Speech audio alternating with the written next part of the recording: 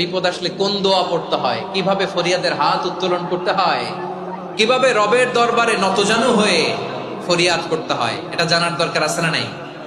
এরকম হয়েছে না যে দেয়ালে পিঠ থেকে গেছে, চোখে মুখে অন্ধকার, ওই যাব কি করব, বাঁচানোর কেউ না, এরকম হয়েছে কখনো আপনাদের?